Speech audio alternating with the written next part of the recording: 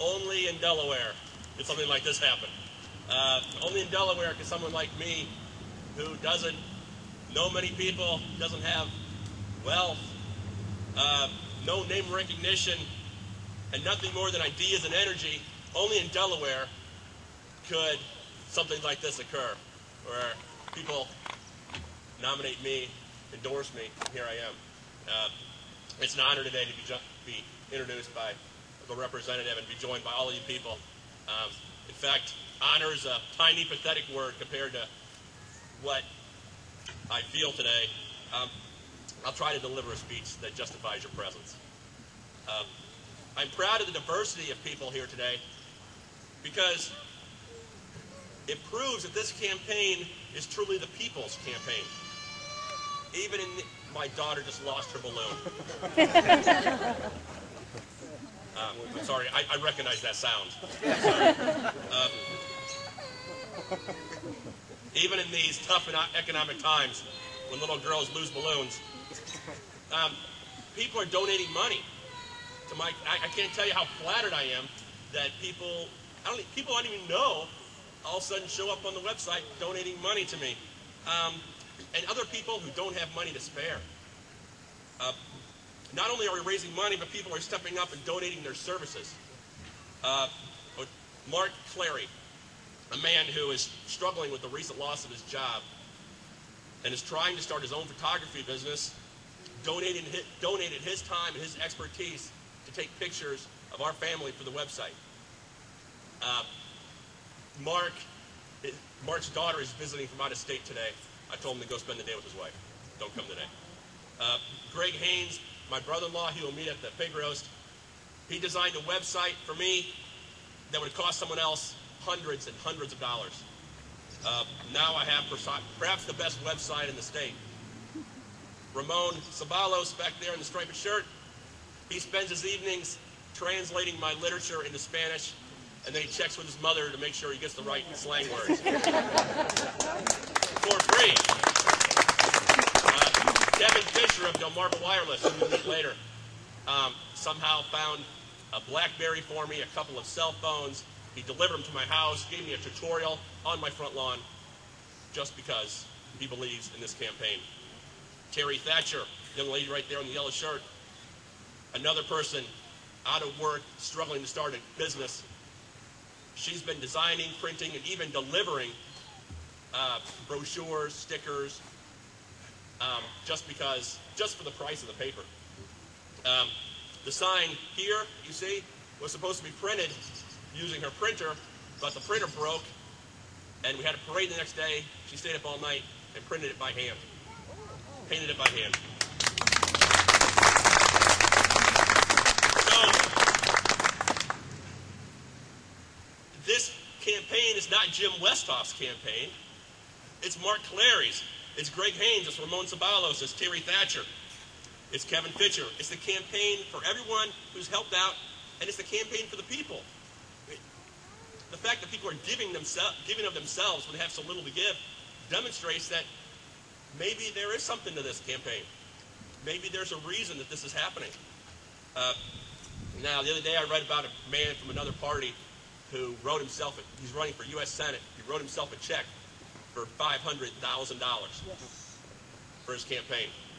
Now, I guess that would be pretty simple. It'd be a simple way to fundraise, I guess. But at the end of the day, who is he running for?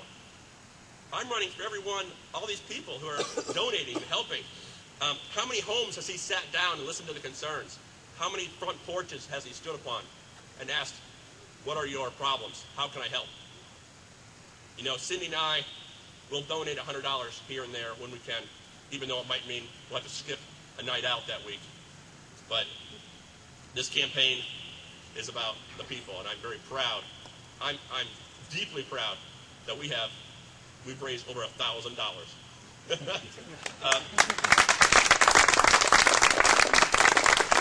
This campaign would be nothing without for my team. My campaign manager, Justin Bailey, campaign co-chairs, Justin Parker and Pat Ewing. They have the energy ideas, the support, and with Pat, we have the experience to pull this off. And most importantly, we know that integrity, ideas, and hard work will win every time. Now, what about me? I understand that a big part of my campaign will have to be introduce myself to the voters of the 35th District. Westhoff is not exactly a common Sussex County name. I have my work cut out for me. In fact, last Wednesday I went around door to door in Greenwood inviting my neighbors to the pig roast, just on my block. And no one recognized me, but they all recognized the dog. So I have some work cut out for me. I was born and raised in Iowa to Jim and Alice Westhoff. My dad had an 8th grade education. He started literally washing out milk bottles for a job, ended up managing a plant with about 50 employees, 1 million pounds of milk a day. My mother was a school lunch lady. One of my cousins is here today, Carolyn Boniface, grew up in nearby Bellevue, Iowa. She now lives in D.C. Thank you for coming, Carolyn. In 1987, I joined the U.S. Coast Guard, and my first station was right that way, Indian River Inlet, Delaware. I showed up at Indian River Inlet, immediately got on the phone to call my mom and dad, and I said, Mom and Dad, I love Delaware. It's just like Iowa, but with a beach. And that day when I reported, the man to whom I reported, my first commanding officer, was Chief Warrant Officer Stephen Tolbert, and he joins us here today. A well-deserved retirement. Mr. Tolbert served 30 years and now lives in Long Neck with his wife. Thank you for coming. That's the most I've ever spoken to the man, by the way, in my life. My job at Indian River was to save people. While I spent a lot of time painting boats and splicing lines, we were there to save people, and that's why we joined, and that's what we love to do. We put ourselves in harm's way to save perfect strangers. And when the bell rang and the whistle went off, Mr. Tolbert's problem was too many people jumped on the boat, right? Yeah.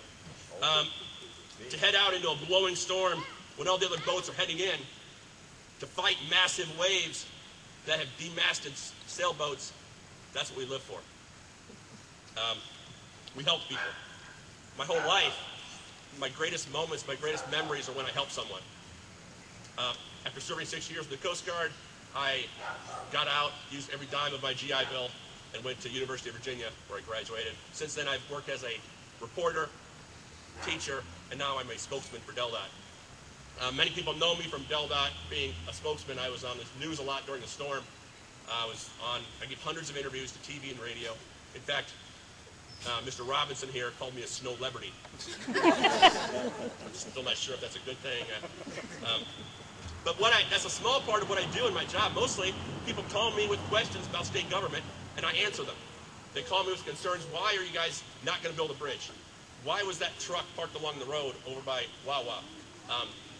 Why don't you build a road? And my job is to find the answers out to these questions and then get back to people very quickly, even if they don't like the answer. And that's what a legislator does, a good one anyway. And they call it constituent relations. I call it work. So I've been a constituent relations person for years now.